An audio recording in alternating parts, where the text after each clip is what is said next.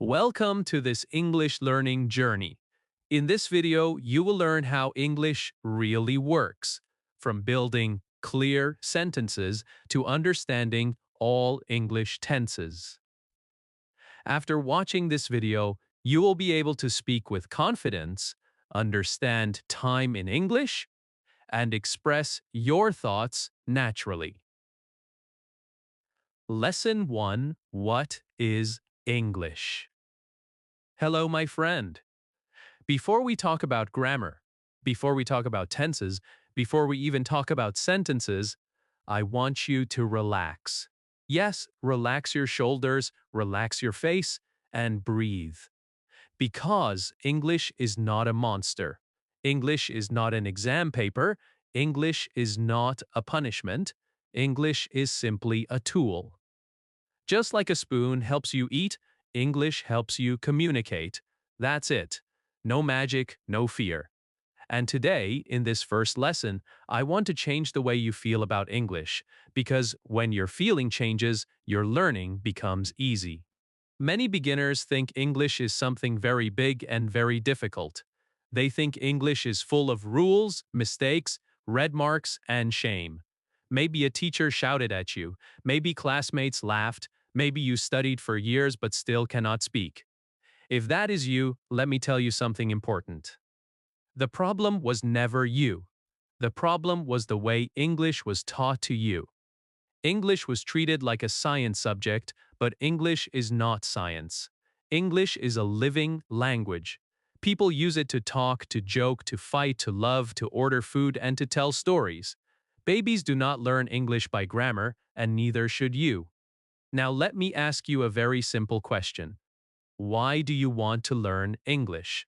Not for marks, not for certificates. You want English because you want to express yourself. You want to say what is inside your heart and your mind.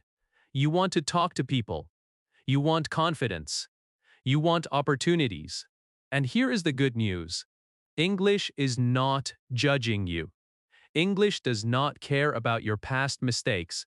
English is ready to welcome you today exactly as you are. So what is English really? English is a system of sounds and words that people agreed to use together. That's all. There is no secret club, no special brain needed. If you can think, you can learn English. If you can feel emotions, you can learn English. If you can say yes and no, you have already started. English is built step by step, sentence by sentence, mistake by mistake. And mistakes are not enemies. Mistakes are teachers wearing funny clothes. As a beginner, your job is not to be perfect. Your job is to be brave. Speak even if your sentence is broken. Speak even if your grammar is wrong. A broken sentence that comes from your mouth is better than a perfect sentence that stays in your notebook. English lives in your mouth, not on paper. Remember this. Write it in your heart. English lives in your mouth. Many learners wait. They say, I will speak when my grammar is complete. My dear friend, grammar is never complete. Even native speakers make mistakes. Even professors like me make mistakes. And guess what? Nobody dies because of an English mistake. People understand you. Communication is not about perfection, it is about connection.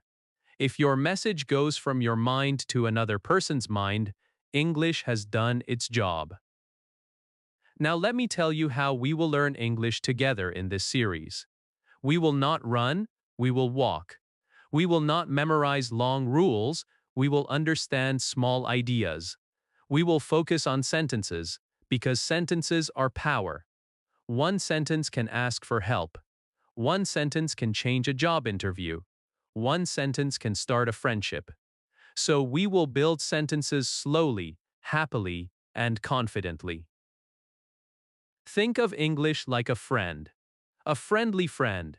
Sometimes that friend corrects you gently. Sometimes that friend laughs with you. Sometimes that friend stays silent and listens. English is not here to insult you. English is here to serve you.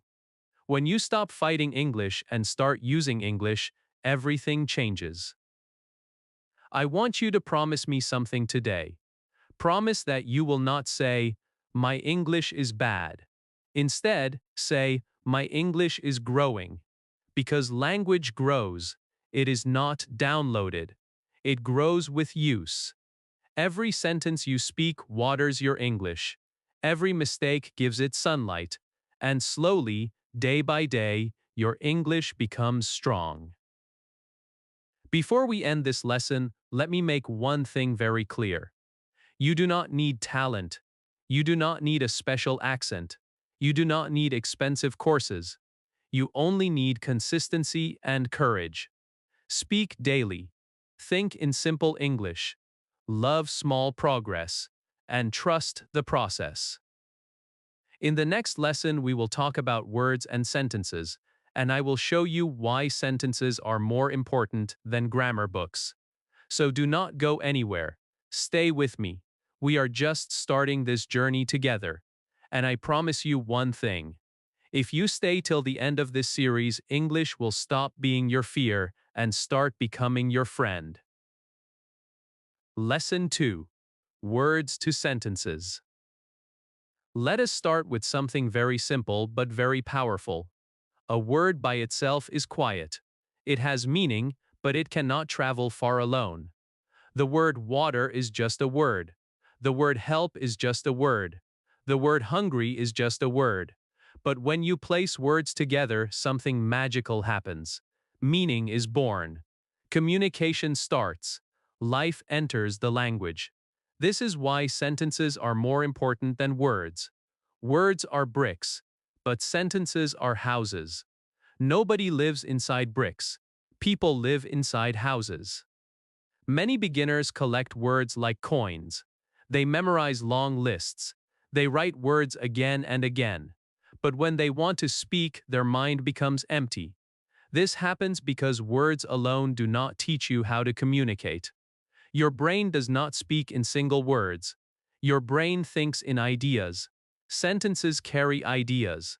This is why today we focus on moving from words to sentences, not from dictionary to dictionary. A sentence is simply a complete thought. That is it. Nothing more, nothing less. When you say, "I am tired," your listener understands something clearly. When you say, "She works here," a picture forms in the mind. A sentence has direction. It has purpose. It answers questions like who, what, where, or how.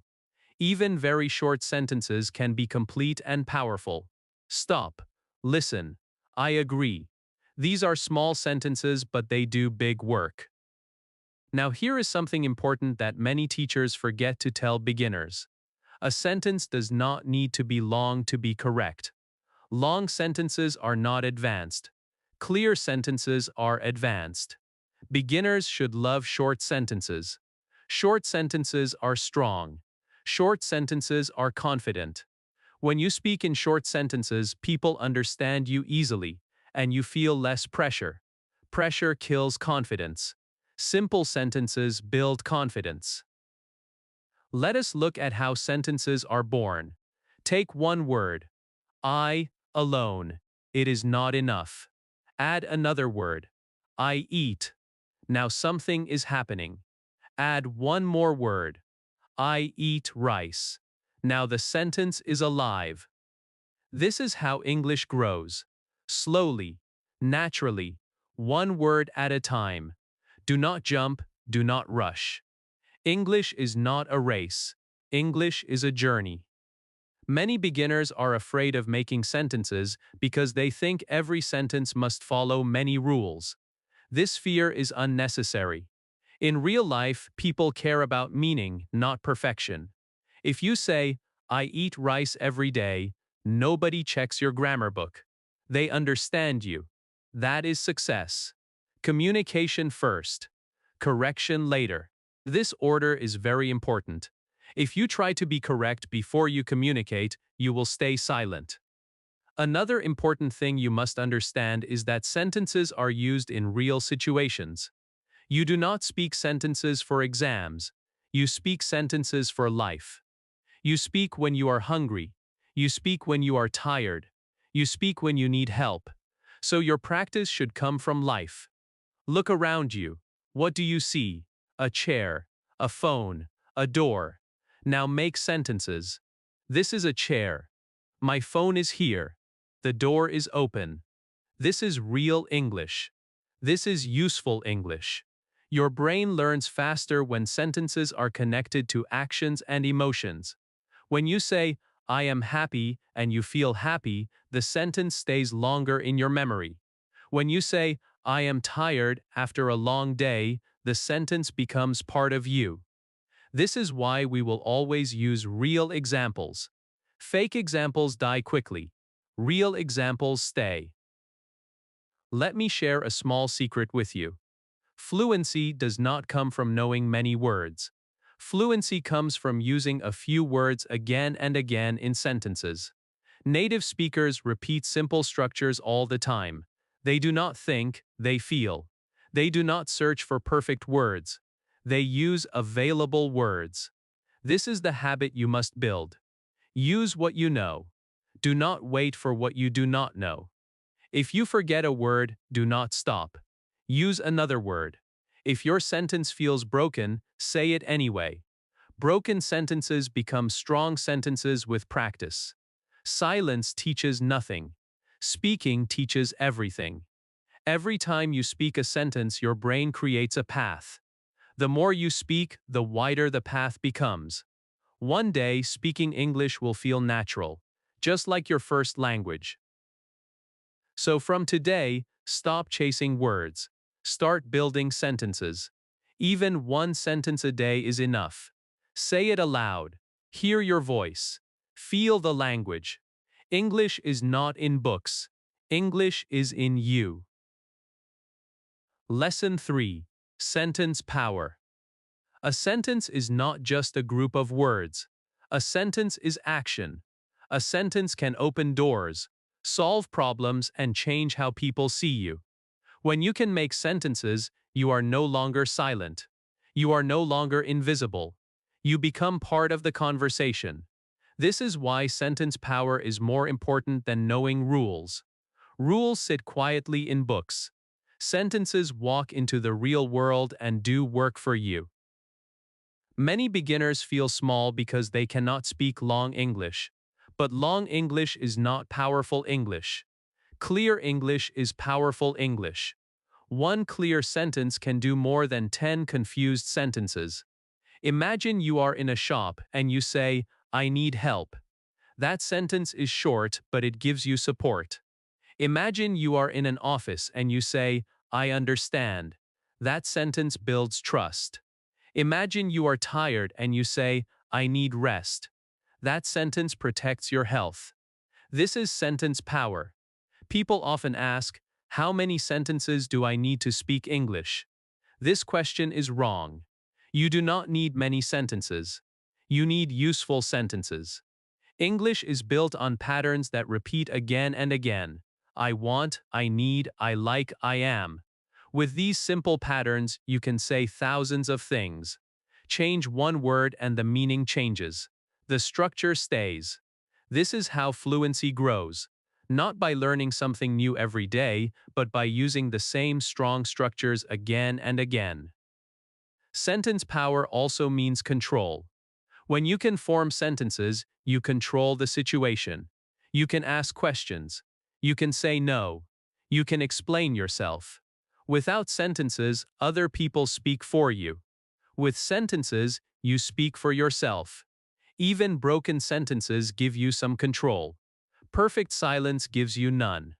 This is why speaking early is important. Do not wait to be ready. Readiness comes after action, not before. Another important part of sentence power is confidence. Confidence does not come from knowing everything. Confidence comes from using what you know.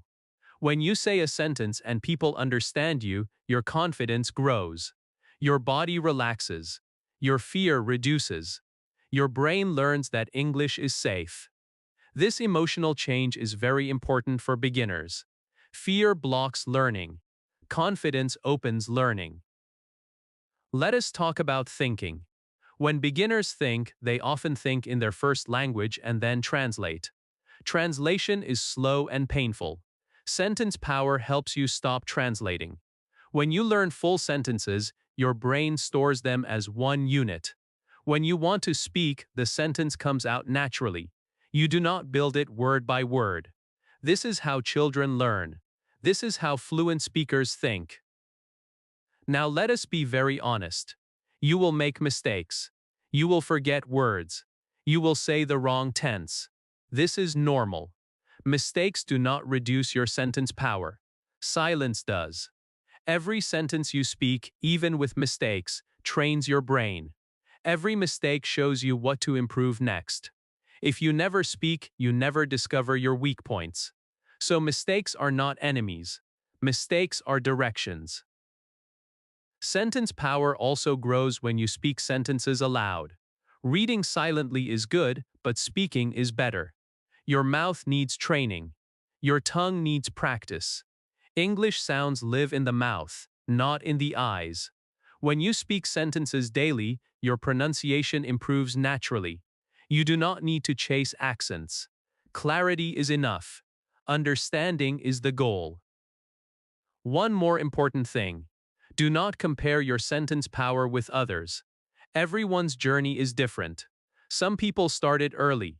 Some people practiced more. Comparison kills motivation. Focus on your progress. Yesterday you knew nothing. Today you know one sentence. That is growth. Respect it. Sentence power is not magic, it is habit. Small daily speaking creates big results. When you speak sentences every day, English becomes part of your life, not a subject. And when English becomes part of your life, fluency follows naturally. Lesson 4. Sentence types. Every sentence has a job. Some sentences give information. Some ask questions. Some tell people what to do. Some show strong feelings. When beginners do not understand this, English feels confusing. But when you understand sentence types, English becomes organized and friendly. You stop guessing, and you start choosing the right sentence for the right moment. This lesson is about understanding these sentence jobs in a very simple and human way. First, understand this clearly. Sentence types are not grammar monsters. They are communication tools. In daily life, you already use these types in your own language. English only gives them different shapes. Once you see this, fear disappears. You are not learning something new. You are only learning a new way to express something you already know how to do. One very common sentence type is the sentence that gives information. You use it when you want to say something is true, something exists, or something happened. When you say, I work here, you are giving information. When you say, she is my friend, you are sharing a fact. These sentences are calm and clear. They are the backbone of English. Without them, you cannot tell your story or explain your life. Another important sentence type is the sentence that asks questions. Questions open conversations. Without questions, communication dies quickly. When you ask, where are you going? You show interest. When you ask, do you understand? You show care. Questions are powerful because they invite answers. They turn listening into speaking. Many beginners fear questions because of word order.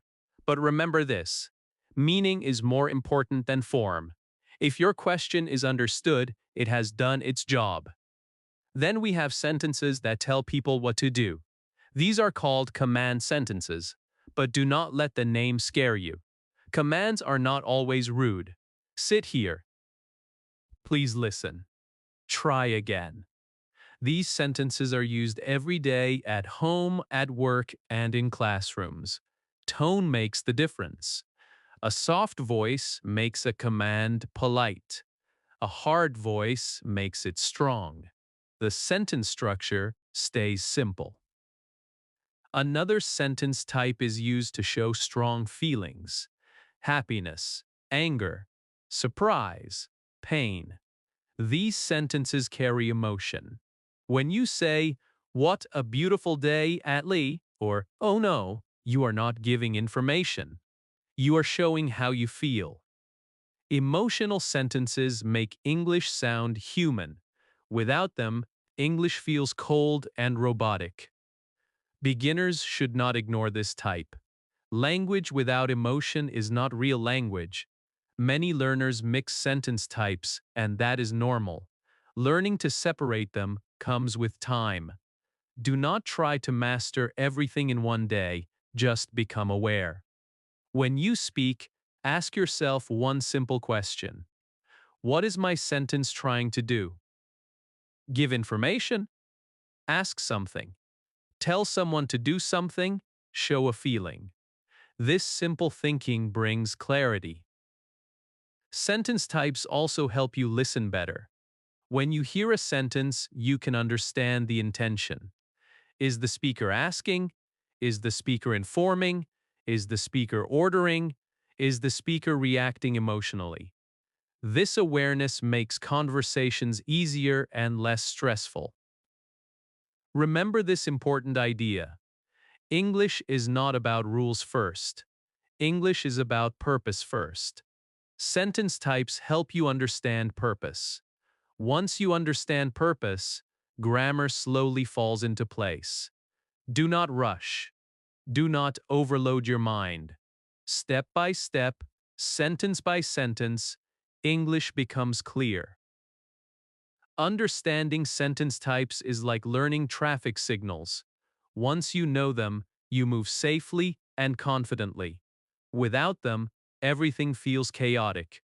With them, English becomes a smooth road instead of a confusing maze. Lesson 5: Statements First. Most of the English you hear every day is made of statements. Statements are the sentences we use to tell something, explain something, or describe something. They are calm, direct, and clear. If English were a building, statements would be the strong walls. Without statements, nothing stands. This is why beginners should learn statements first, before questions, before commands, before anything else. A statement tells information. It answers simple questions like who, what, where, or how. When you say, "I am a teacher," you are giving information about yourself. When you say, "This shop is open," you are sharing a fact. These sentences help people understand you. They help you introduce yourself. They help you explain your life. This is real English. This is daily English. Statements can be positive or negative. Positive statements say that something is true or happening. I live here. She likes tea. They work together. These sentences are simple and powerful. Negative statements say that something is not true or not happening. I do not live here. She does not like tea. They are not working today. Beginners often fear negative sentences, but they are just statements with a small change. One small word like not can completely change the meaning, and that is very useful. Many beginners think statements must be long to sound good. This is a mistake. Short statements are better, especially in the beginning. I am tired. I am ready. I understand. These sentences are short, but they carry strong meaning. Native speakers use short statements all the time. Long sentences come later. Clarity comes first. One common problem beginners face is overthinking.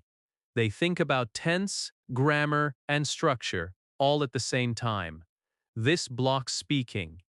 When you make a statement, focus only on meaning. Ask yourself, what do I want to say? Start with the subject. Add the action or state. Stop. That is enough. English does not need decoration to work. Statements are also important because they build confidence. When you speak statements, you feel stable. You are not waiting for an answer like in questions. You are not giving instructions like commands, you are simply saying something true. This calm feeling helps beginners relax and speak more. Another important thing is practice. Statements are easy to practice because your life is full of them. Look around and describe what you see. The room is quiet. My phone is on the table. The weather is hot. Talk about yourself. I am learning English. I feel nervous. I want to improve. These sentences are honest and useful. Do not worry if your statement is not perfect.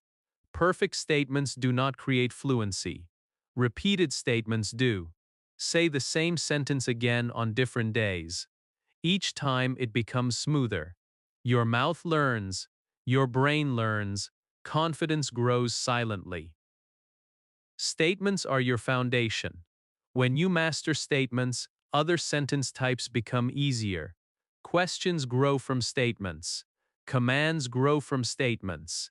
Even emotional sentences grow from statements. So take your time here.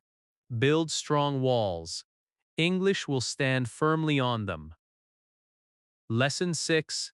Asking questions. Questions are the heartbeat of communication. Without questions, conversations feel flat and short. When you ask a question, you invite another person into your world. You show interest. You open doors. For beginners, learning to ask questions is a powerful step because it changes you from a silent listener into an active speaker. Even one simple question can start a long conversation. Many learners feel nervous about questions because English questions sometimes look different from statements.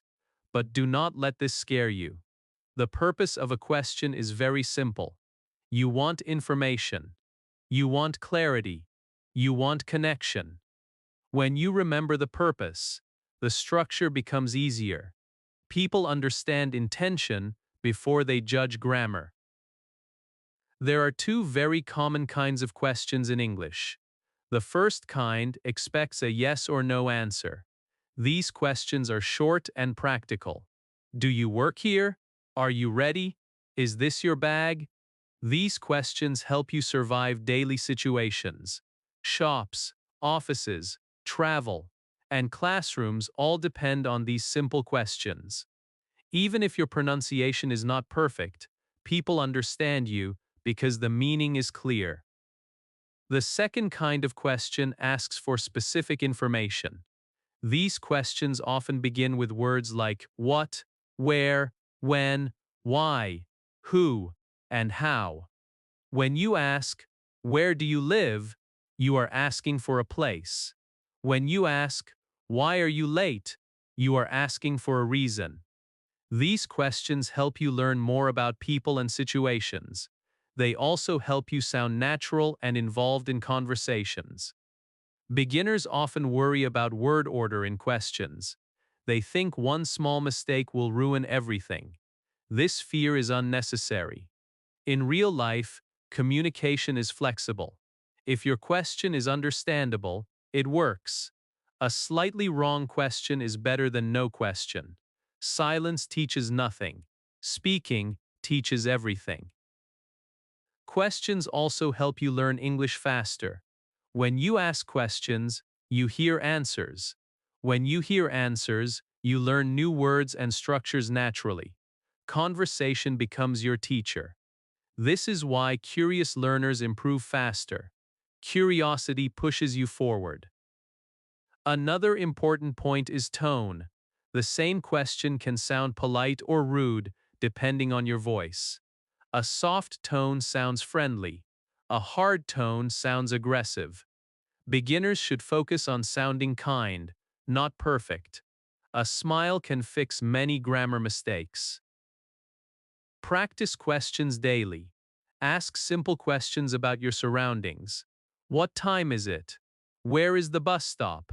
How does this work? Ask questions about people. What do you do? How was your day? These small questions build confidence slowly. Remember, asking questions is not a weakness. It is a strength. It shows you are engaged. It shows you care. It shows you are learning. With every question you ask, your English grows naturally and your fear becomes smaller. Lesson 7. Commands talk. Commands are sentences that tell someone to do something. Many beginners feel uncomfortable with commands because they think commands are rude or angry. This is not true. Commands are part of daily life, and they can be soft, polite, and friendly. You use commands at home, at work, in classrooms, and even with yourself. Understanding commands gives you control and clarity in communication. A command is usually direct and simple. Sit here. Open the door. Listen carefully. These sentences are short and clear. They save time. In many situations, commands are helpful, not rude. Imagine a teacher saying, "Please write your name." Imagine a friend saying, "Wait a moment." These are normal, kind commands. The intention matters more than the structure. Politeness changes everything. One small word like please can turn a strong command into a gentle request. Close the window sounds firm. Please close the window sounds respectful. Your tone also matters. A calm voice makes a command friendly. A loud voice makes it sound harsh. Beginners should practice soft commands first to build confidence. Commands are also used to give advice and instructions. When you say, "Try again," you are helping. When you say, "Take rest," you are caring. When you say, "Follow this step," you are guiding. These commands are not orders, they are support. English uses commands to help people move forward. Another interesting thing is that you can give commands to yourself. This is a powerful learning tool. When you say, "Focus now," or "Speak slowly," you are guiding your own behavior. Many confident speakers talk to themselves silently or aloud. This builds discipline and control. Beginners often forget that commands do not always need a subject. You do not say, "You open the door." You simply say, "Open the door." This makes commands easier than statements. Less words, less pressure, more clarity. Practice commands in daily life. When you cook, say, "Cut the vegetables." When you study, say, "Read carefully." When you rest, say, "Relax now." These simple sentences train your brain and mouth together. Commands help you speak with confidence and purpose. They teach you how to be clear without being rude. When you understand commands, English feels more practical and alive. Lesson 8. Express feelings. Language without feelings is empty. It sounds cold and mechanical. Real English is full of emotion, because real people have emotions. We feel happiness, fear, anger, surprise, pain, and excitement every day. When you learn how to express these feelings in English, your language becomes alive. You stop sounding like a robot and start sounding like a human being. Expressing feelings does not need long sentences or difficult words. Sometimes one short sentence or even one word is enough. I am happy. I am scared. That hurts. So exciting. These expressions are simple, but they carry strong meaning. Beginners often think emotional English is advanced, but it is actually very basic. Children use emotional sentences before they use complex grammar. English has special sentences that show strong feelings. These sentences are often spoken with energy. Your voice rises or falls. Your face changes. Your body moves. When you say, "What a beautiful day," you are not giving information. You are sharing joy.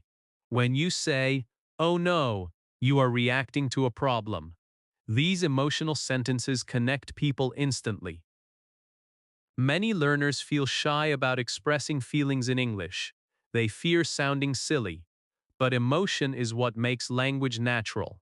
Native speakers use emotional expressions all the time. They react quickly and honestly. When you hide your feelings, your English feels weak. When you show your feelings, your English feels real. Another important thing is honesty. Do not try to sound impressive, sound true. If you are tired, say it. If you are confused, say it. I do not understand. I feel nervous. These sentences are powerful because they are honest. Honest English builds trust and connection. Your tone plays a big role in expressing feelings. The same words can mean different things depending on how you say them. Really can show excitement or doubt. Okay can show agreement or disappointment. Listen to people. Feel the emotion in their voices. This will help you use emotional English naturally. Practice emotional sentences in real situations. When you enjoy something, say it. When something surprises you, react.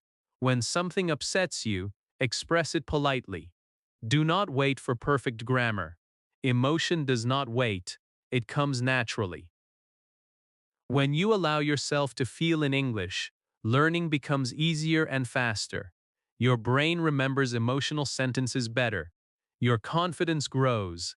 English becomes part of your personality, not just a subject. Lesson 9. Tense meaning.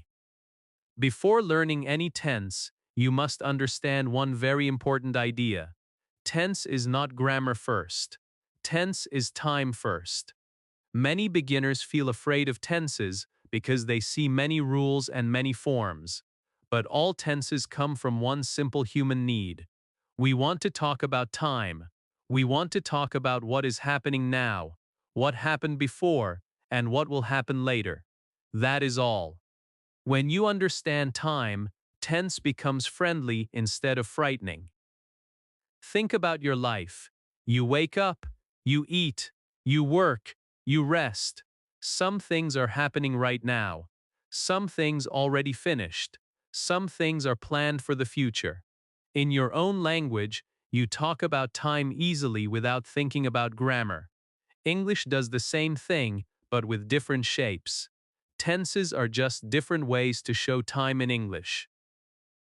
The biggest mistake beginners make is trying to memorize tense formulas without understanding meaning. This creates confusion. Your brain becomes tired. You forget quickly. Instead, always ask one simple question before choosing a tense. When is this happening? Now. Before. Later. This question is more powerful than any grammar rule.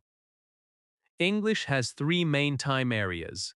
Present time talks about now, habits, and things that are generally true. Past time talks about things that finished or happened before this moment. Future time talks about plans, decisions, and predictions. All English tenses live inside these three time areas. They are like rooms inside three big houses. Once you see this, the system becomes clear. Another reason tenses feel difficult is fear of making mistakes. Beginners worry about choosing the wrong tense. But remember this, even if you choose the wrong tense, people still understand you most of the time. Communication does not break. Learning continues. Perfection is not the goal. Progress is the goal. Tenses are tools, not tests. You use a tool when you need it. You do not carry all tools at the same time. When you talk about today, you use present tenses. When you tell a story about yesterday, you use past tenses. When you talk about tomorrow, you use future tenses. Simple thinking makes correct choices. Another important idea is that tenses do not work alone. They work with context. Words like today, yesterday, now, already, tomorrow, and soon help the listener understand time. These words support the tense. Beginners should use time words freely. They make your English clearer and safer. As we move forward, We will learn tenses one by one, slowly and clearly. We will not rush. We will not overload your mind. Each tense will have one main idea, one main feeling. Once you feel the tense, using it becomes natural. Remember this deeply. You do not learn tenses to pass exams. You learn tenses to tell your life story. When you see tenses as storytelling tools, English becomes meaningful and enjoyable. Lesson 10. Present simple. The present simple tense is the most used tense in English, and at the same time, the most misunderstood by beginners. Many learners think present simple talks only about now, but that is not true. Present simple talks about things that are always true, things that happen again and again, and things that are part of daily life. When you understand this idea, present simple becomes very easy and very useful. We use present simple for habits and routines. These are things you do regularly.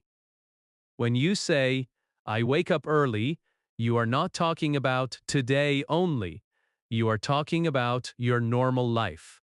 When you say, she works in an office, you are talking about her regular job. These sentences describe patterns, not moments. This is the heart of present simple. Present simple is also used for facts and general truths. When you say, the sun rises in the east, this is always true.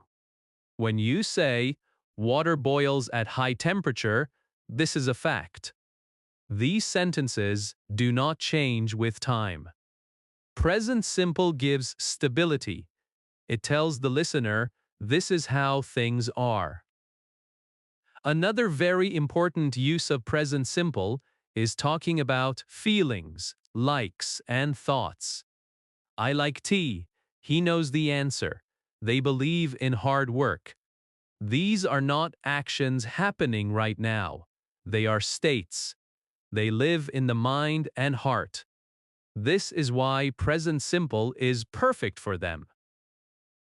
Many beginners worry about small grammar changes like adding s or es with he, she, and it.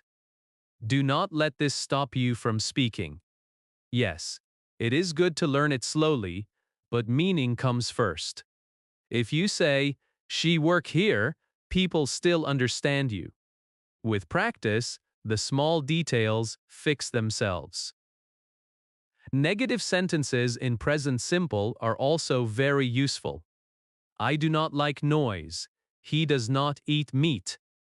These sentences help you protect your comfort and express your choices. Saying no is part of communication. English gives you simple tools to do that. Questions in present simple help you learn about people's lives. Do you work here? Does she live near? These questions open conversations. Do not fear mistakes. Fear silence instead. Present simple is the tense of everyday life. You use it to introduce yourself, describe your routine, and explain your world.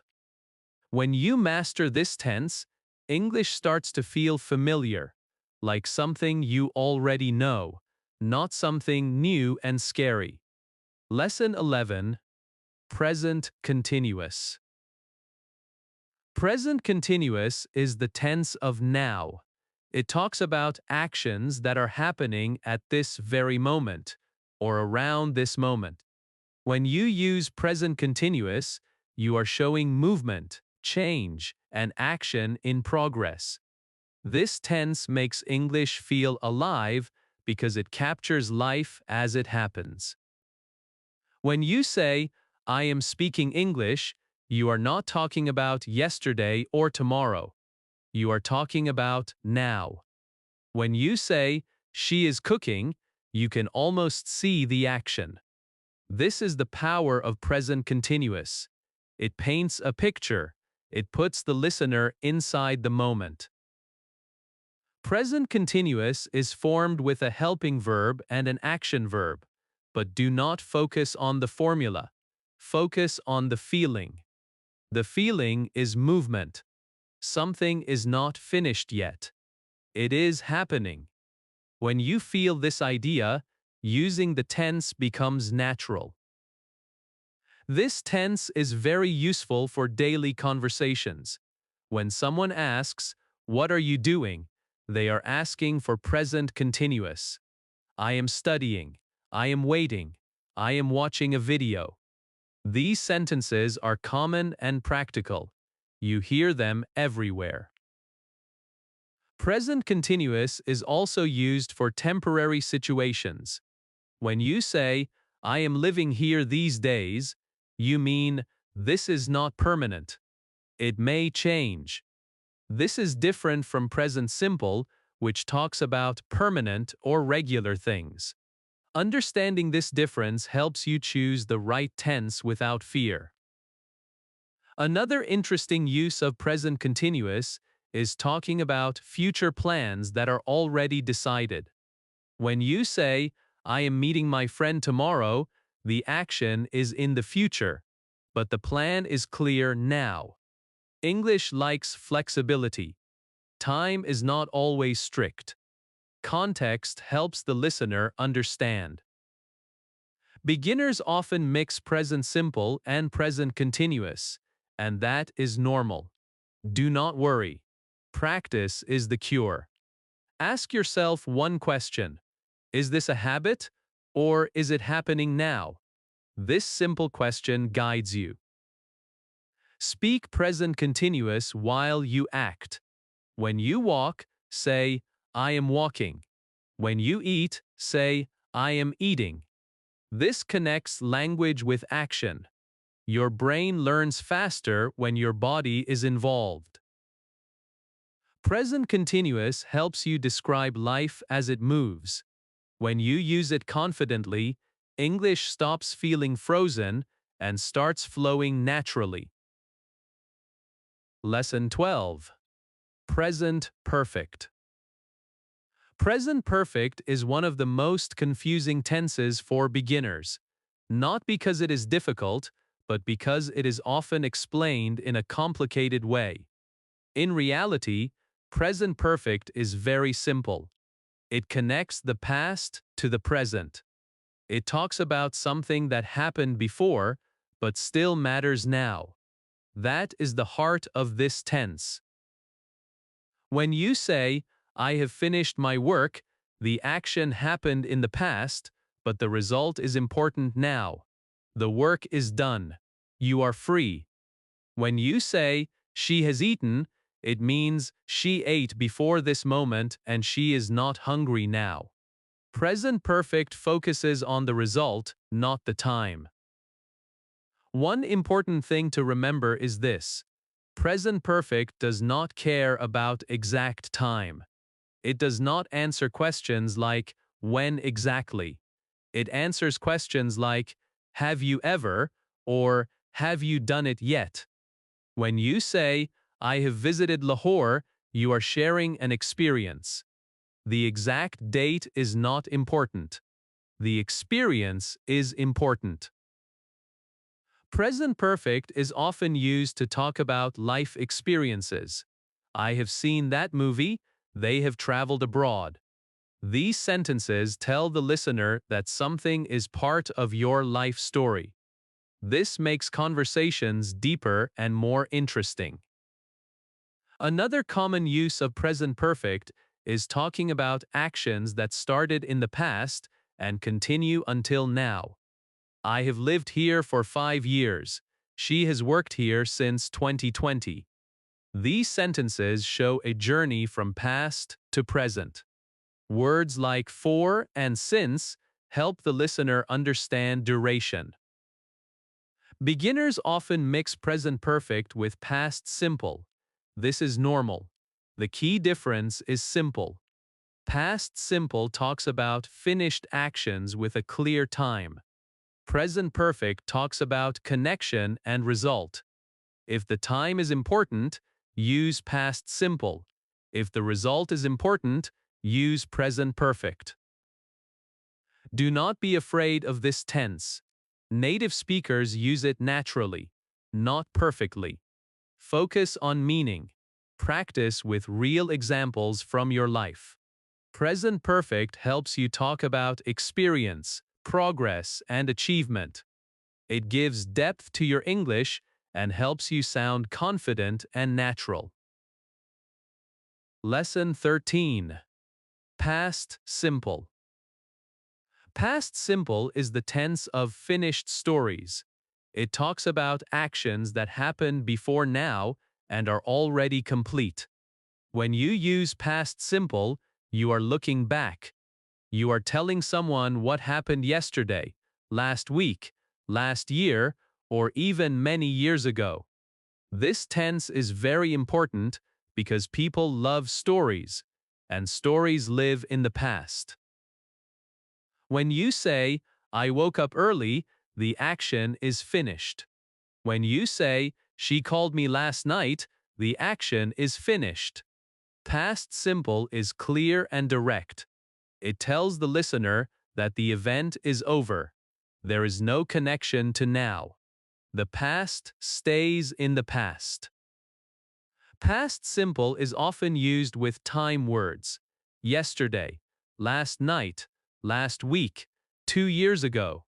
These words act like signboards. They clearly show the time.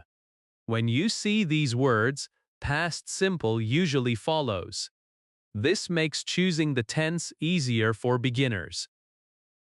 One thing that confuses learners is regular and irregular verbs. Regular verbs are friendly. They follow a simple pattern. Work becomes worked. Play becomes played. Walk becomes walked. Irregular verbs are different. Eat becomes ate. Go becomes went. See becomes saw. There is no shortcut here. These verbs must be learned slowly with use. Do not try to memorize long lists.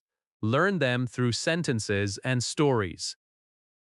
Negative sentences in past simple are very useful. I did not understand. He did not come. These sentences help you explain problems and situations clearly. Questions are also common. Did you see him? Did they finish the work?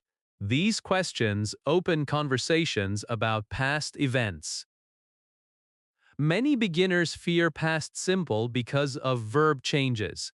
But remember this: meaning is stronger than form. Even if you say, I go yesterday, people understand you. With practice, your brain adjusts naturally. Mistakes are part of learning, not failure. Past simple helps you share your life, your childhood, your experiences, your lessons.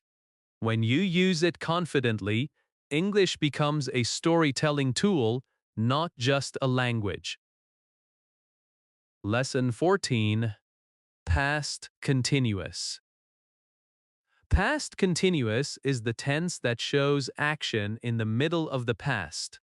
It helps you describe what was happening at a specific moment before now. This tense is not about finished results. It is about movement, background, and ongoing action in the past. When you understand this feeling, past continuous becomes clear and easy. When you say, I was studying, you are not saying when you started or when you finished. You are showing the action in progress. The listener imagines you in the middle of studying. This is the main purpose of past continuous. It creates a picture, not a result. Past continuous is often used together with past simple.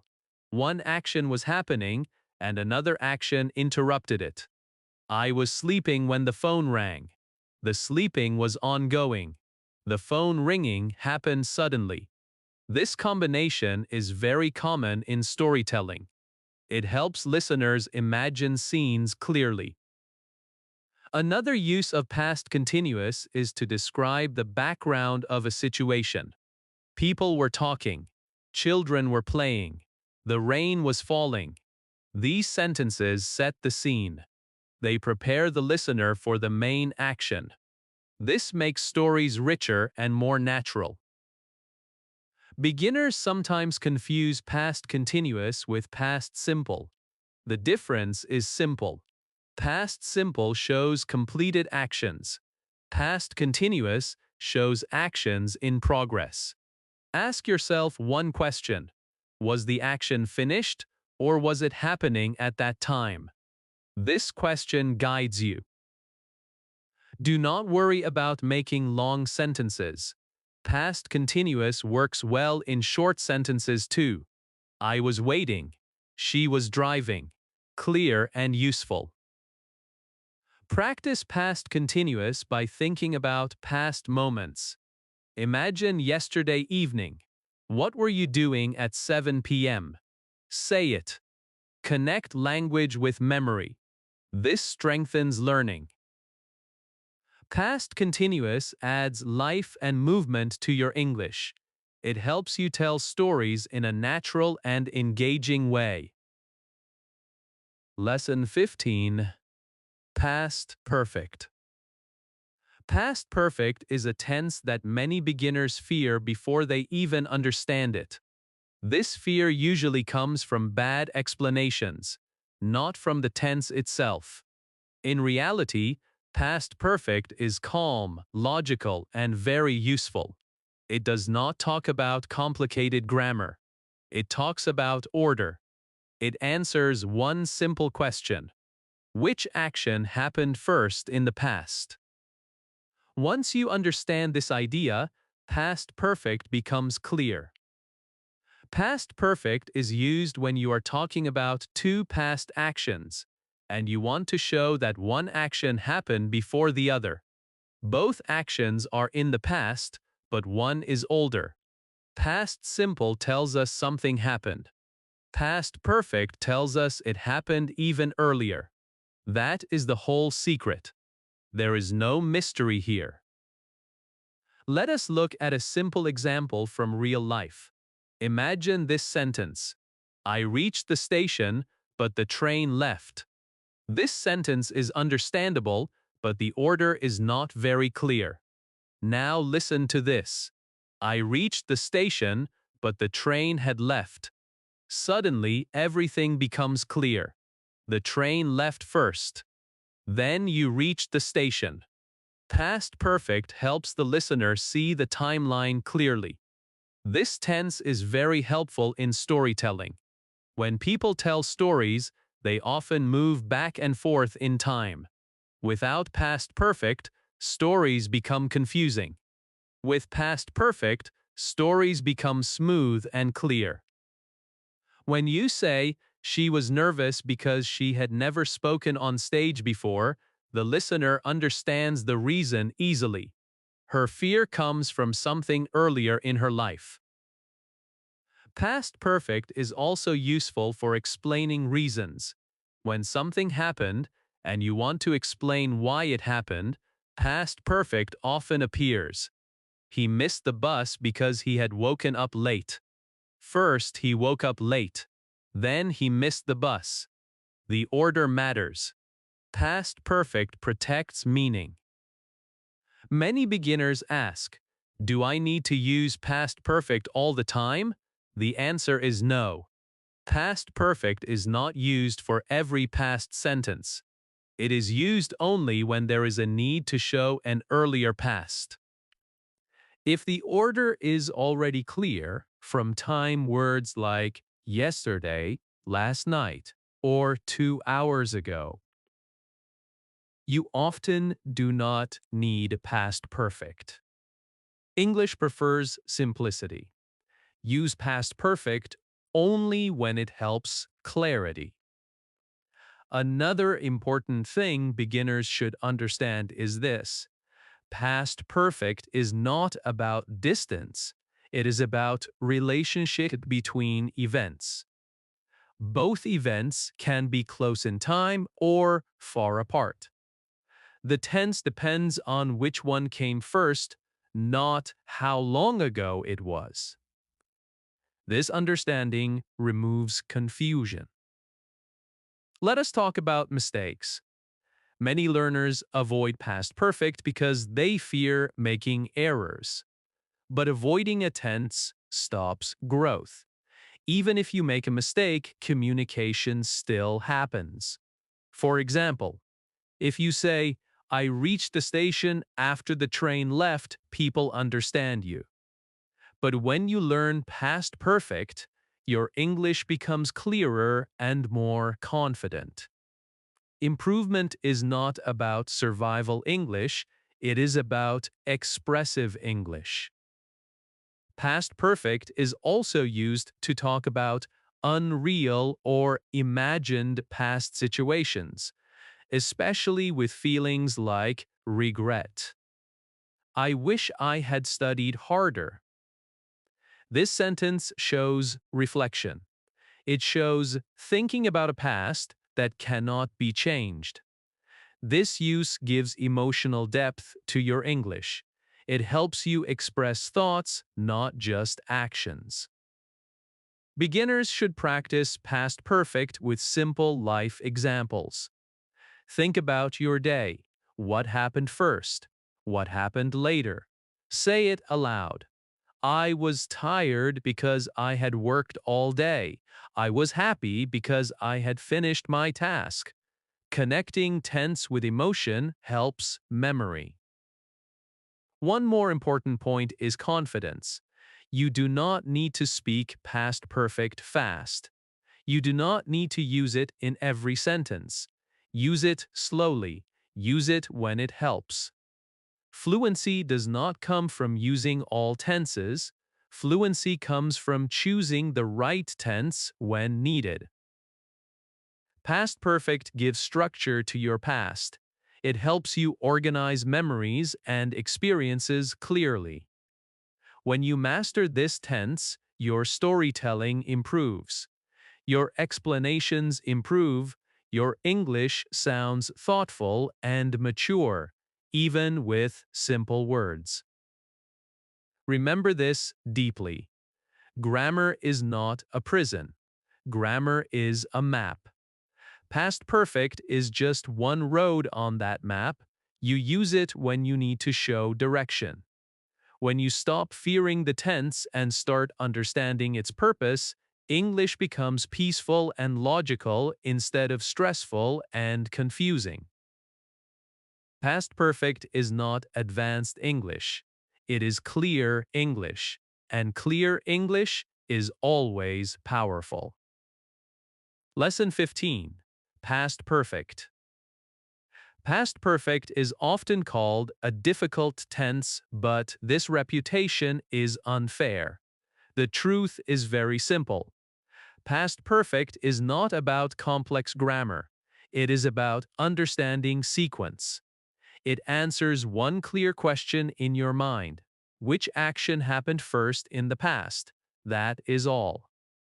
When you stop thinking about rules and start thinking about order, past perfect becomes one of the most logical and helpful tenses in English.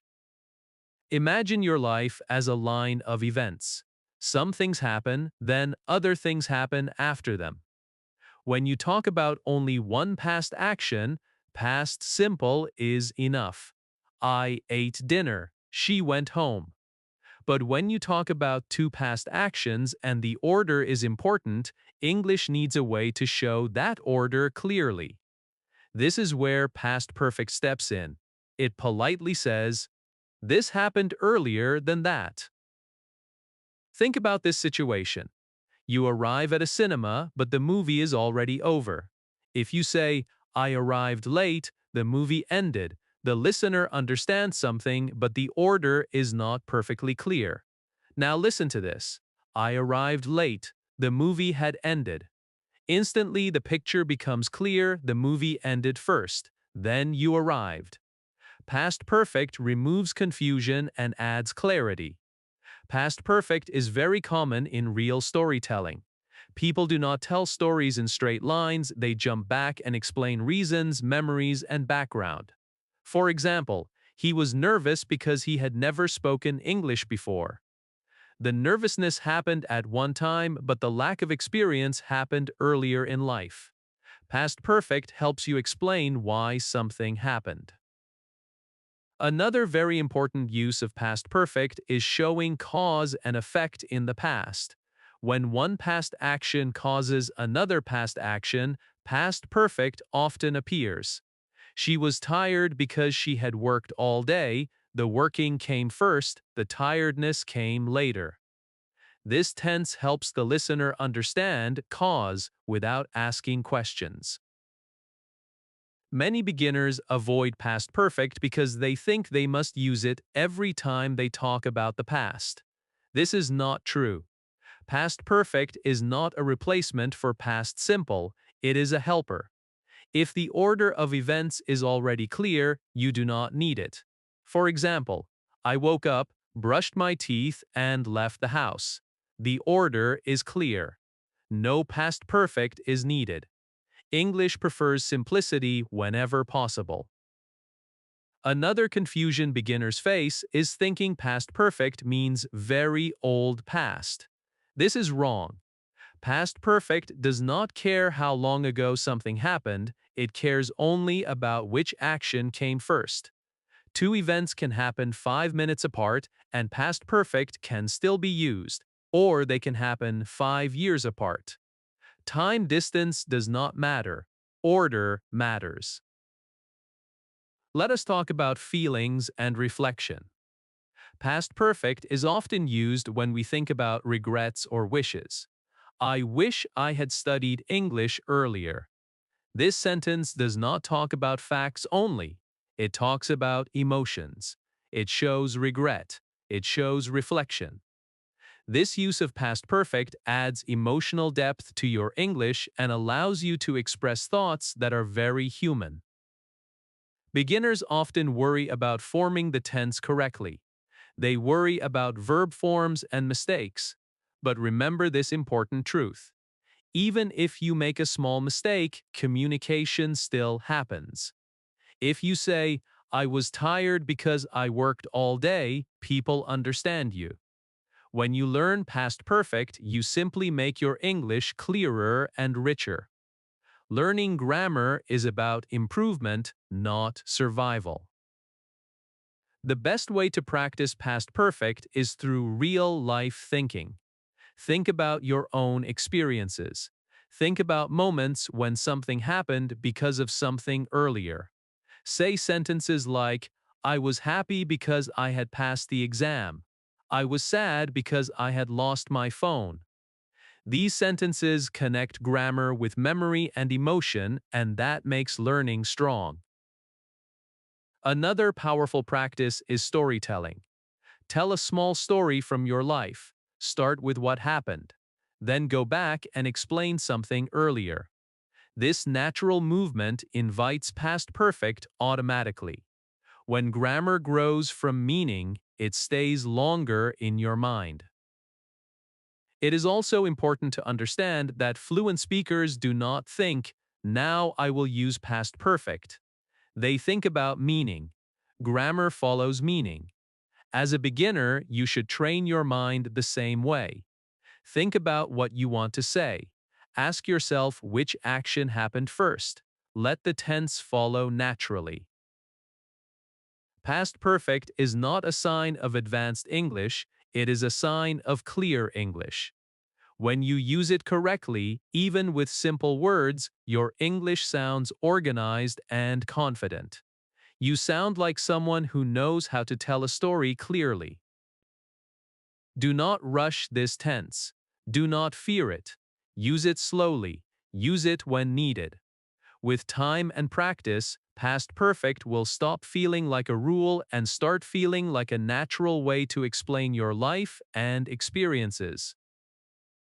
Grammar should never make you silent. Grammar should give you power. Past perfect gives you the power to organize your past clearly, calmly, and confidently. Lesson 16. Future Simple. The future simple tense is used when we talk about tomorrow, later, or any time that has not arrived yet. It helps us speak about plans, decisions, promises, hopes, and predictions. Many beginners feel confused because English has more than one way to talk about the future, but do not worry. Future simple is the easiest and most natural place to start. It focuses on intention, not on complicated planning. Future simple is often formed with the word will, but do not think of will as a grammar rule. Think of it as a feeling. It shows a decision made at the moment of speaking. When you say, I will help you, you are deciding right now. When you say, I will call you later, the decision is fresh. This is the soul of future simple. This tense is very common in daily conversation. People use it to offer help. I will carry that. They use it to make promises. I will be there. They use it to make quick decisions. I think I will stay home. These sentences are simple, honest, and natural. You hear them everywhere because life is full of small future decisions. Future simple is also used for predictions. When you say, it will rain today, you are not planning anything. You are guessing based on what you see or feel. When you say, you will enjoy this movie, you are sharing an opinion about the future. These predictions may or may not be true, but English gives you a way to express them confidently. Beginners often confuse will with going to. Do not let this confuse you yet. The difference is simple at heart. Will is often used for decisions made now, going to is often used for plans already decided before. But communication does not break if you mix them. Many native speakers mix them too. Meaning stays strong. Negative sentences in future simple are very useful. I will not forget. She will not agree. These sentences help you express boundaries and certainty. Questions are also common. Will you help me? Will they come today? These questions sound polite and natural. One beautiful thing about future simple is its simplicity. The verb does not change with different subjects. I will go, you will go, she will go. This makes it friendly for beginners. Less memorization, less stress, more speaking. Future simple is also used to talk about hopes and dreams. I will become better. I will learn English. These sentences are powerful because they shape your mindset. When you speak positive future sentences, you train your brain to move forward. Language influences thought. Do not wait for the future to be perfect before speaking about it. Speak your intentions clearly. Speak your promises honestly. Speak your hopes confidently. Future simple gives you a voice for tomorrow. Practice this tense by talking about small things. Not big dreams only, small decisions. I will drink water. I will rest now. I will try again. These small sentences build habit and confidence. Future simple is not about predicting life perfectly. It is about expressing direction. When you use it naturally, English stops being only about the past and the present. It becomes a tool to shape what comes next. Lesson 17. Future Continuous. Future continuous is the tense that helps you talk about actions that will be happening at a specific time in the future. It is not about plans in general, and it is not about completed results. It is about imagining yourself or others in the middle of an action that has not happened yet. When you understand this picture in your mind, future continuous becomes natural and easy. Think about tomorrow evening. Imagine the clock shows 8 p.m. Ask yourself one simple question. What will I be doing at that time? Your answer naturally wants future continuous. I will be eating dinner. I will be watching TV. I will be studying English. This tense helps you describe life as if you are already inside the future moment. Future continuous is often used to talk about expected or planned activities without pressure. When you say, I will be working tomorrow, it sounds calm and factual. It does not sound like a promise or a strong decision. It simply describes what is expected to be happening. This makes the tense very polite and soft in conversation. This tense is also useful when you want to avoid sounding too direct. Instead of saying, I will call you, you can say, I will be calling you later. The second sentence sounds gentler and more considerate. English often uses future continuous to reduce pressure and sound friendly. Another common use of future continuous is talking about parallel actions in the future. While you are sleeping, I will be working. This helps you compare activities happening at the same time. It adds richness to your English and allows you to explain schedules clearly. Beginners sometimes think future continuous is advanced, but it is not. It is simply future plus action in progress. The feeling is the same as present continuous, but the time moves forward. When you understand present continuous well, future continuous becomes familiar.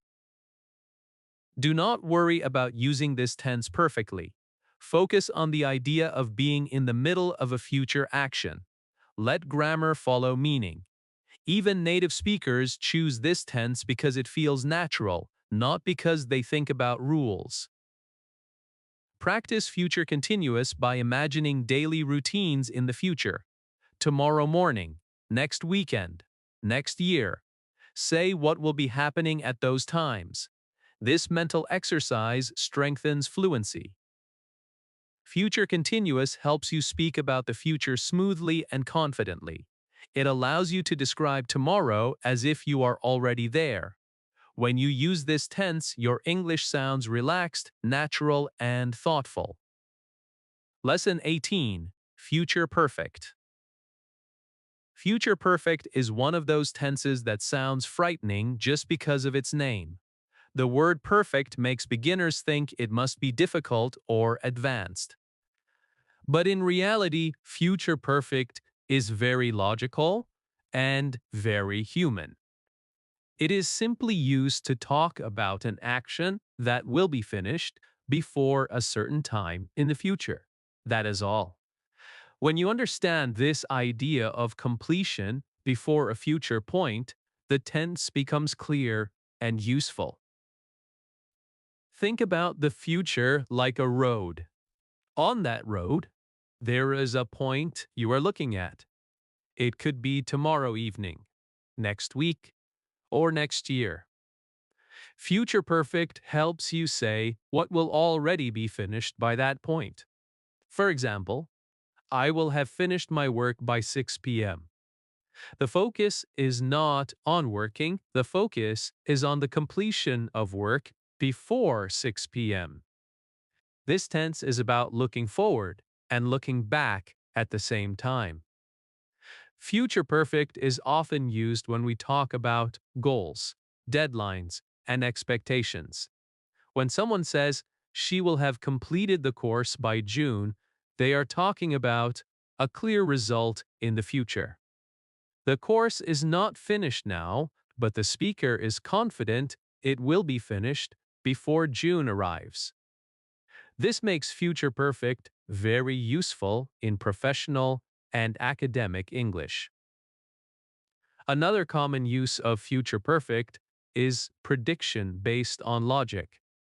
For example, by the time you arrive, they will have left. This sentence shows expectation. The speaker believes that one action will be completed before another future action happens. This helps listeners understand timing clearly and avoids confusion. Beginners often mix future perfect with future simple. The difference is important but easy. Future simple talks about what will happen.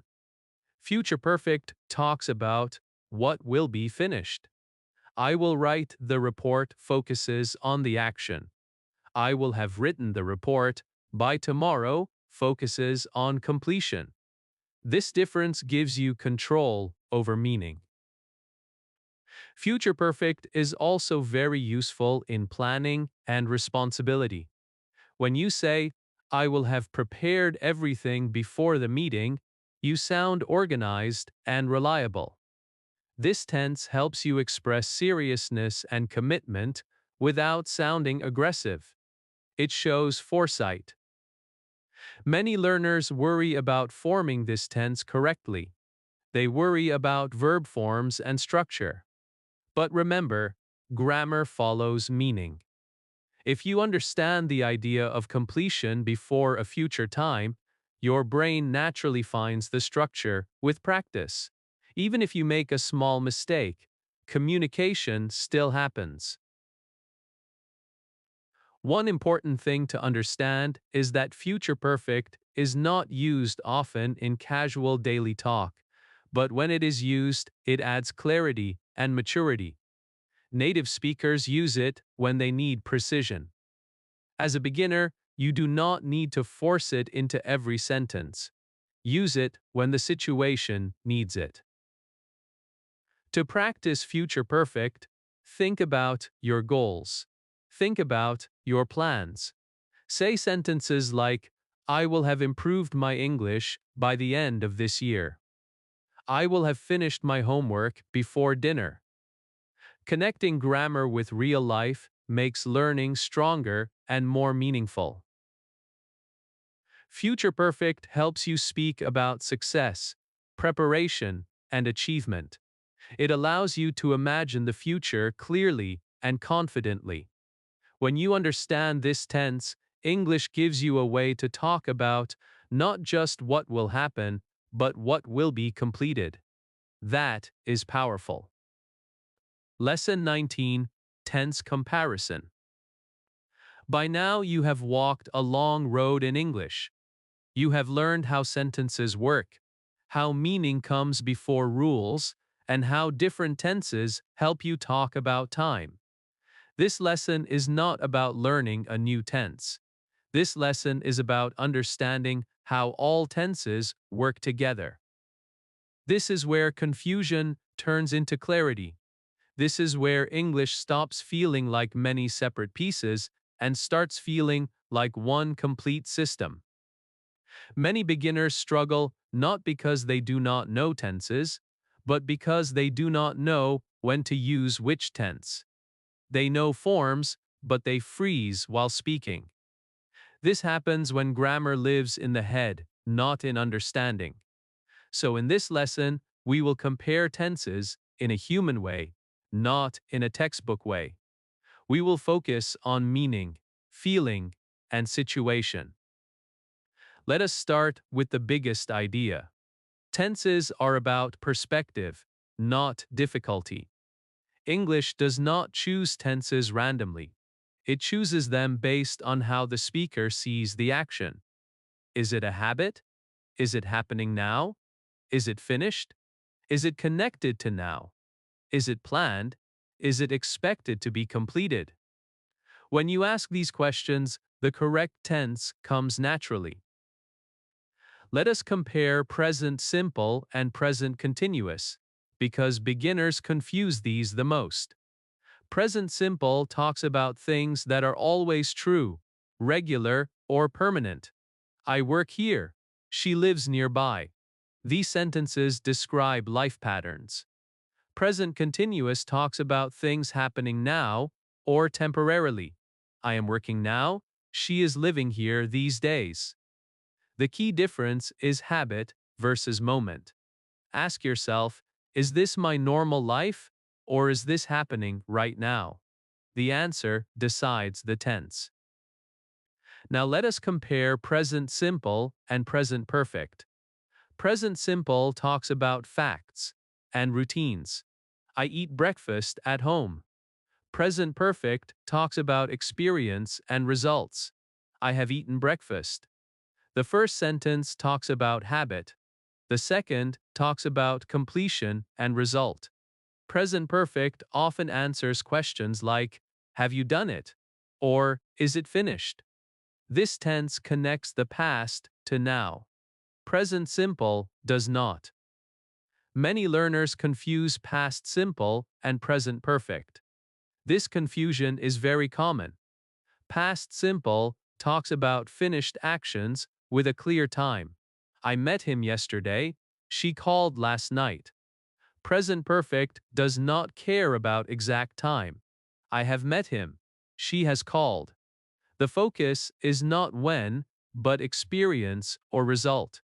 If you mention yesterday, last year, or a specific time, past simple is the natural choice.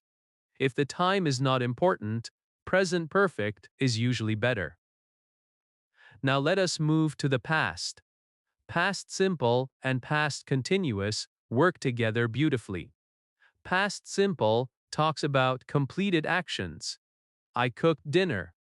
Past continuous talks about actions in progress in the past. I was cooking dinner. Often, they appear together. I was cooking dinner when the phone rang. The cooking was ongoing. The phone ringing was sudden and finished. This combination helps you tell stories clearly and naturally. Next comes past perfect, which many learners fear.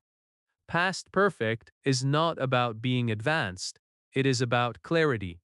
It shows that one past action happened before another past action. I was tired because I had worked all day. The working came first. The tiredness came later. Past perfect helps you explain reasons and background. You do not need to use it in every past sentence. Use it only when order matters. Now let us move to the future. Future simple is used for decisions made now, promises, offers, and predictions. I will help you. I will call you. It feels spontaneous and honest. Future continuous, on the other hand, talks about actions that will be happening at a certain time in the future. I will be working at 9 p.m. It feels calm and descriptive. It does not sound like a promise. It sounds like an expectation. Then comes future perfect, which talks about completion before a future point. I will have finished my work by evening. This tense focuses on result and preparation. It is useful for deadlines, goals, and planning. You do not use it often in daily conversation, but when you need precision, it becomes very powerful. Now let us look at all tenses from a storytelling perspective, because language lives in stories. Imagine you are telling someone about your life. You use present simple to talk about who you are. You use present continuous to talk about what you are doing now. You use past simple to talk about what happened before. You use past continuous to describe background scenes. You use past perfect to explain reasons. You use future simple to talk about plans and hopes. You use future continuous to talk about schedules. You use future perfect to talk about goals and achievements. Suddenly, all tenses feel like tools, not rules. One big mistake beginners make is trying to speak correct English instead of clear English. Clear English comes first. Correct English comes later. Native speakers do not stop and think about tense names. They think about meaning. This is what you must train yourself to do. When you speak, ask yourself simple questions. Is this about now? About before? About later? Is it finished? Is it ongoing?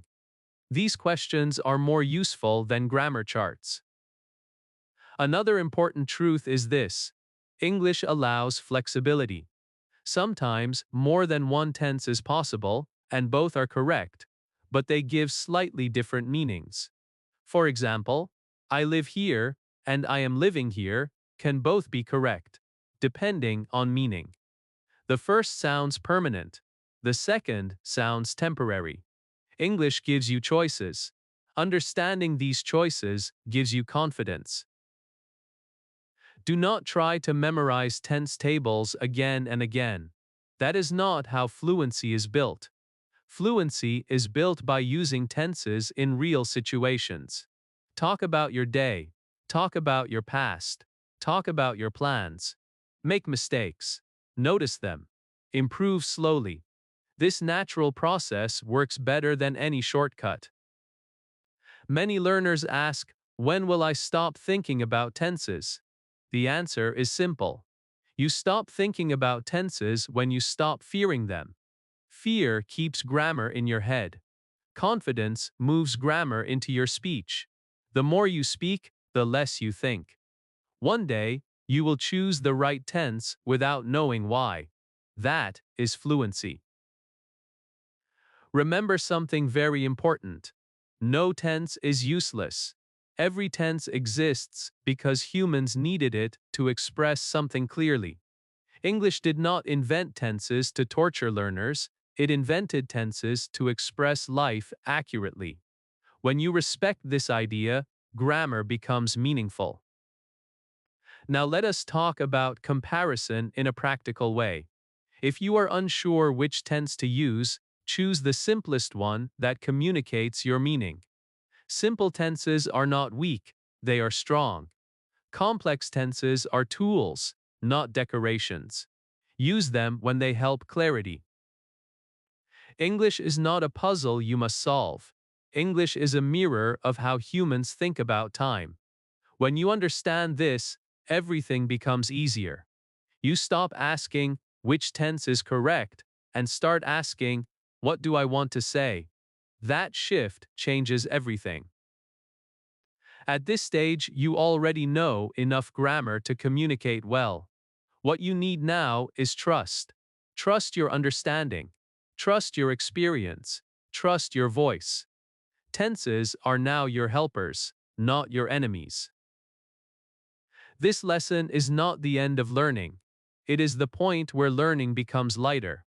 When you compare tenses with meaning instead of fear, English becomes a system you can use freely. And that freedom is the real goal of learning English. Lesson 20. Speak freely. You have reached a very important point, and I want you to pause for a moment and feel this. Not think. Feel. You are no longer a beginner who knows nothing. You are someone who understands sentences, meaning, time, and expression. You may still make mistakes, but now your English has a shape. It has direction. It has a voice. This lesson is not about new grammar. This lesson is about freedom. The freedom to speak without fear. The freedom to trust yourself. The freedom to use English as a living tool, not as a school subject. Many learners wait for a magical moment when they will suddenly feel ready. That moment does not exist. Fluency is not a switch that turns on. Fluency is a habit that grows quietly. The people who speak English confidently are not perfect. They are simply not afraid of being imperfect. They speak first and fix later. They focus on connection, not correction. This is the mindset you must now adopt. Speaking freely does not mean speaking fast. Speaking freely means speaking honestly. It means using the words you have, not the words you wish you had. When you try to sound advanced, your English becomes tense and unnatural. When you speak simply, your English becomes strong and clear. Simple English is not weak English. Simple English is powerful English. One of the biggest barriers to speaking freely is the fear of judgment. Many learners imagine people laughing, correcting, or rejecting them. But in real life, most people are busy with their own thoughts. They care more about understanding you than judging your grammar.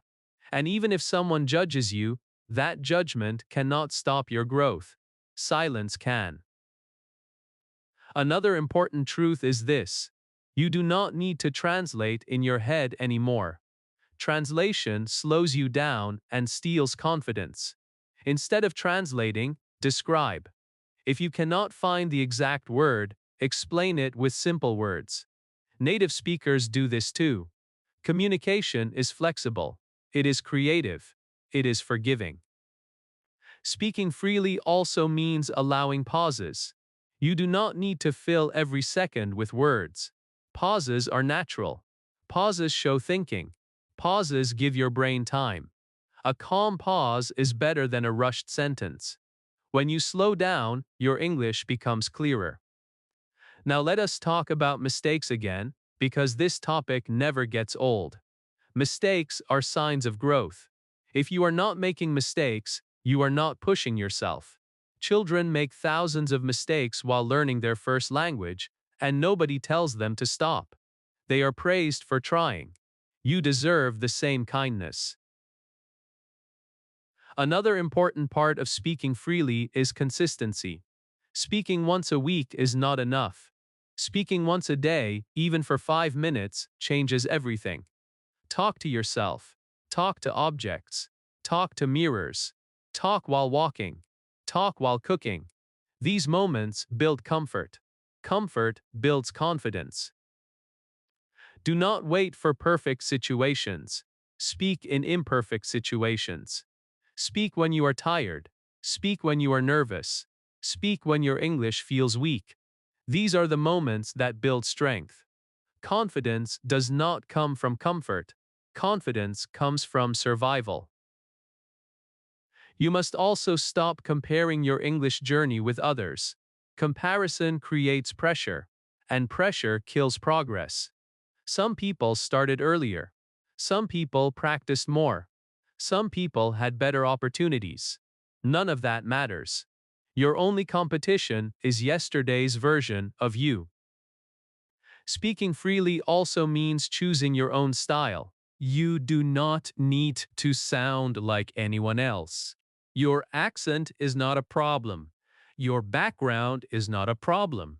Your story is not a problem. English belongs to you as much as it belongs to anyone else. Language does not have owners. It has users. At this stage, you should focus more on expressing ideas than on checking grammar. Grammar will continue to improve naturally as long as you keep speaking. But if you stop speaking to protect grammar, grammar will also stop growing. Fluency and accuracy grow together through use, not through fear. Let us talk about confidence in real conversations. Confidence is not loudness. Confidence is calmness. It is the ability to say, "I don't know," without shame. It is the ability to ask for repetition. It is the ability to correct yourself and continue speaking. These are signs of a confident speaker, not a weak one. Speaking freely also means allowing English to be part of your identity. Stop thinking, "I am learning English." Start thinking, "I use English." This small mental shift changes behavior. When English becomes something you use, not something you study, progress becomes natural. You will still have days when English feels hard. That is normal. Progress is not a straight line. Some days you feel fluent, some days you feel stuck. Do not panic. Language grows in waves. Trust the process. Keep showing up. Another powerful habit is reflection. After speaking, do not criticize yourself. Reflect gently. Ask yourself what went well. Notice improvement. Celebrate small wins. Self-encouragement is fuel. Self-criticism is poison. Speaking freely also means enjoying the process. Laugh at mistakes. Enjoy small conversations. Feel proud when someone understands you. These emotional rewards keep you moving forward. Learning without joy becomes heavy. Learning with joy becomes sustainable. Now let me say something very important. English will not change your life by itself, but English will give you tools. Tools to connect, tools to learn, tools to grow. What you do with those tools is your choice. Language opens doors, but you must walk through them. At this point, your responsibility changes. Earlier, your job was to learn. Now, your job is to use. Use English to talk about your thoughts. Use English to share your opinions. Use English to tell your stories. Use English to help others.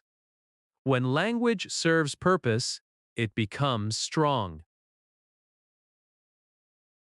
You do not need permission to speak. You do not need approval. You do not need perfection. You need courage. And courage grows through action, not waiting. This lesson is not an ending, it is a beginning. A beginning of confident use, a beginning of self-trust, a beginning of freedom. You are not chasing fluency anymore. You are living English. And when you speak freely, English finally becomes what it was always meant to be, a bridge between you and the world.